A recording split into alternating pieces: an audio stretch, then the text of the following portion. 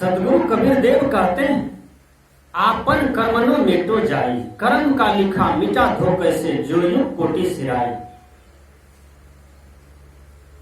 हे मनुष्य, तुम जो अपने जीवन में लिखे हो,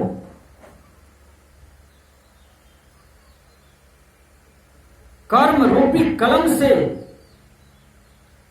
ये दुनिया में जो तुम लिखे हो वही तुम्हारे सामने में आ रहा है। विचार कीजिएगा। प्रारब्ध का भोग बहुत तगड़ा होता है। प्रारब्ध का मतलब पहले के कर्म जो हम किए हैं वह फल भोग भी इस जन्म में आता है और भोगना पड़ता है। यह जीव आज ही नहीं है, सदियों से है, अनादि काल से यह संसार में है, ये दुनिया में है।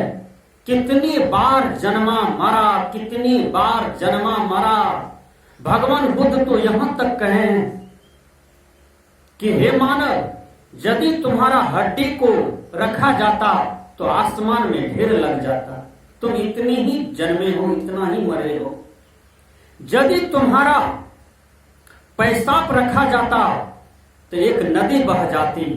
इतने जन्मे हो, मरे हो, इतने बार शरीर पाए हो, इतना बार तुम यह संसार में आए हो कि उसका गिनती नहीं है। तुम्हारे पैखाना को यदि रखा जाता तो यह संसार में सब कोई धस जाता, फंस जाता, कोई चल नहीं पाता। तुम इतना ही पैखाना का अंबार लगाया इस पृथ्वी में। इसका तात्पर्य क्या है? तुम बहुत दिनों से यहां जन्मते हो, मरते हो, 84 की चक्कर काट रहे हो। इनसे बचना चाहते हो तो सदगुरु कबीर कहते हैं कि तुम वर्तमान जीवन को अच्छा करो, वर्तमान जन्म को अच्छा करो, वर्तमान में तुम इतना बढ़िया करो कि तुमको फिर आगे जन्म नहीं लेना पड़े, फिर तुमको मरना नहीं पड़े। जन्म मरण का चक्र ही सबसे बड़ा दुख है। रोग से भी ज्यादा दुख होता है जन्म मरण का चक्र में। इसलिए सदगुरु कबीर कहते हैं, हो हजूर ठार कहतु है अब ते संभर और संभार। मैं खड़ा होकर के कहता हूं तुम अपने जीवन को संभालो और दूसरे को भी संभालने का प्रयास करो। विचार करें, सदगुरु कबीर कितने सुंदर से समझा रहे हैं सबको कि अपने जीवन जन्म को सुधारो। जियत ने तरी है, मुए का तरी है, जियत ही जो न तरे। जीते जी तरो, जीते जी स्वर्ग की आभास करो, जीते जी स्वर्ग बनाओ अपने जीवन में। मरने के बाद कहीं स्वर्ग नहीं है, कहीं नरक नहीं है। नरक स्वर्ग यदि है तो यह धरती पर ही है और वह भोग सबके जीवन में आता है, सबके जीवन में आता है, कर्म के अनुसार आता है। और जो स्वर्ग वाले कर्म करते हैं उसके जीवन में स्वर्ग है, और जो नरक वाला काम करता है उसके जीवन में नरक है। आप इसी समाज में टहले, कोई रो रहा है, कोई हंस रहा है, कोई सब चीज से संपन्न है,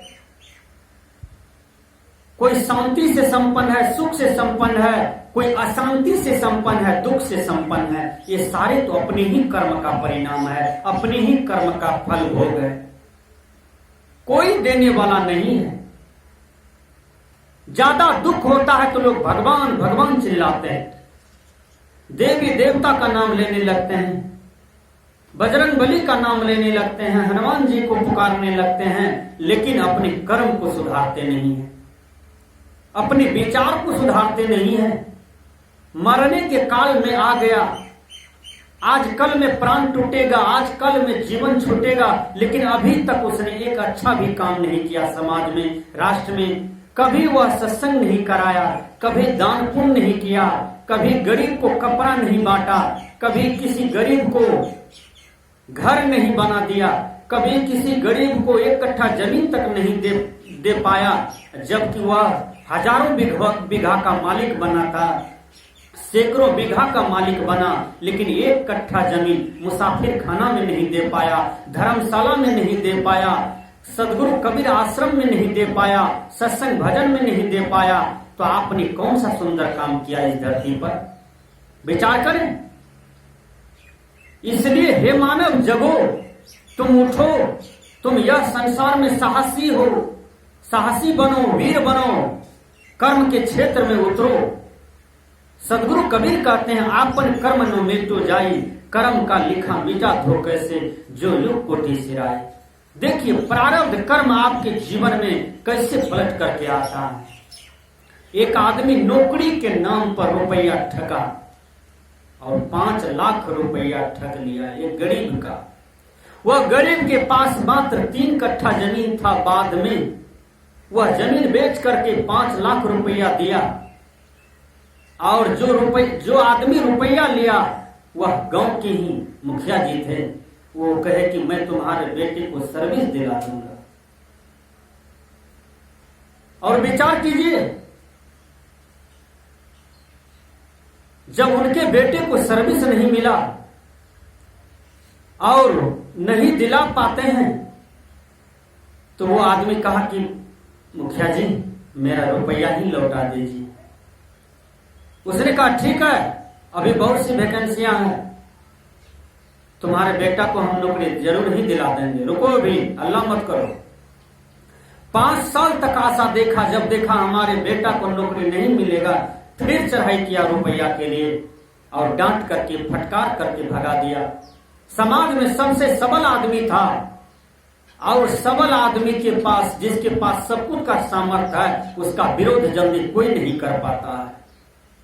एक गरीब का विरोध हो जाता है, एक गरीब पर लोग चढ़ाई कर देते हैं, एक गरीब को लोग सता देते हैं, एक गरीब के द्वार पर जाकर के लोग तू मैं कर लेते हैं। लेकिन समाज में जो सबल है, सामर्थ्यवान है, उसके दरवाजे पर किसी का भाप नहीं निकलता है, वहां कोई अपना दाल गला नहीं पाते हैं।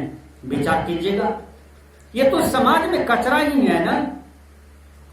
वो रुपया मांगने जाते हैं लेकिन रुपया नहीं दिया। अंत में कहा कि मैं तुम्हारा रुपया नहीं जानता हूं, तुम्हारा क्या प्रमाण है, क्या सबूत है, सबूत दिखाओ। अब देखिए वो बेईमानी पर उतर गए। जब बेईमानी पर उतर गए तो बेचारे हार करके छोड़ देते हैं। लेकिन जिस लड़का के सर्विस के नाम पर रुपया लिया था मुखिया जी, वो लड़का का पिताजी चिंता से मर गए, मां मर गई। लेकिन वही जो मरे लड़का का पिताजी, वही मुखिया जी के यहां जाकर के पोता के रूप में जन्म लिया। मुखिया जी के यहां जन्म लिया, लेकिन वो मुखिया जी का पोता बन गया। और जब उस मुखिया जी का पोता 5 साल का हो गया तो अचानक बीमार पड़ता है। बीमार पड़ा, पटना ले गया, दिल्ली ले गया,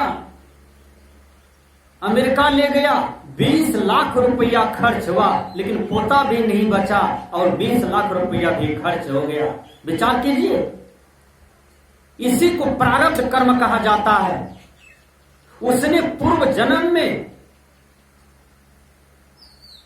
5 लाख रुपया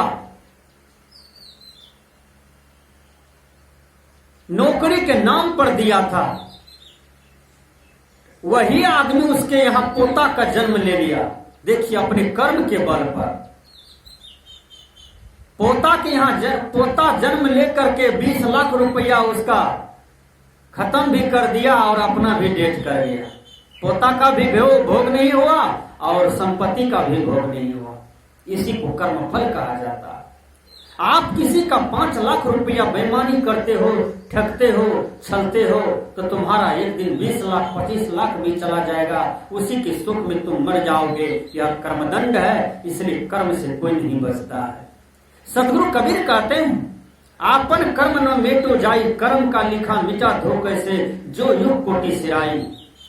गुरु वशिष्ठ मिनी लगन सुधायो, सुर मंत्र एक दिन्हा, जो सीता रघुनाथ विवाही पल एक संचन किन्हा। सदगुरु कबीर कहते हैं तुम अपने लिखे हुए कर्म को नहीं मिटा सकते। कितनों तुम पूजा करो, कितनों तीर्थ व्रत कर लो, कितनों मिश्री चढ़ा दो, मंदिर में जाके प्रसाद चढ़ा दो, लेकिन तुम जो कर्म अपने ही कलम से लिखे हो वह नहीं मिट सकता है, वह तुमको भोगना पड़ेगा। कर्म का लिखा मिटा धोखे से जो युग कोटि सिराई। कितनों युग तुम चले जाओ, लेकिन तुम्हारे ही कर्म के फल तुम्हारे ही सामने रहेंगे। भगवान बुद्ध तो यहाँ तक कहे हैं, मनुष्य के पीछे वैसे कर्म लगे रहते हैं जैसे गाड़ी के चक्के बैल के पीछे लगे रहते हैं, जैसे गाय के पीछे उनके बछड़ा लगे रहते हैं, जैसे मनुष्य चलते हैं उनके पीछे छाया लगा रहता है, उसी प्रकार मनुष्य के पीछे उनका कर्म लगा रहता है। वर्तमान कर्म का फल भी हमें भोगना पड़ता है। जैसे हम किसी की गाय चुरा लें, किसी की यहाँ डकैती कर दें, किसी के साथ बलात्कार कर दें, यदि हमारे देश के कानून इस चीज को जान जाते हैं तो हमें पकड़ करके जेल कर देते हैं और हमें सजा हो जाती है। क्या यह कर्मदंड नहीं है? यह भी कर्मदंड है और हमें भोगना पड़ रहा है। हम भोग रहे हैं, जीते जी भोग रहे हैं।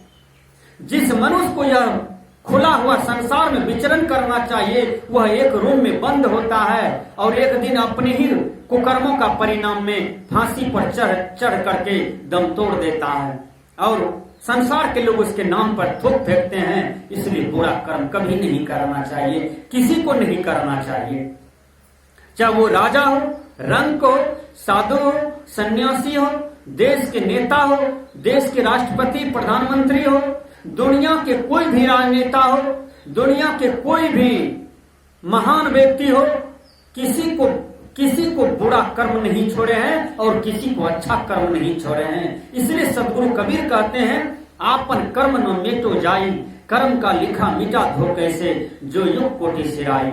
गुरु वशिष्ठ मिनी लगन सुधायो, सुर मंत्र एक दिन्हा, जो सीता रघुनाथ विवाही, पल एक संचन किन्हा।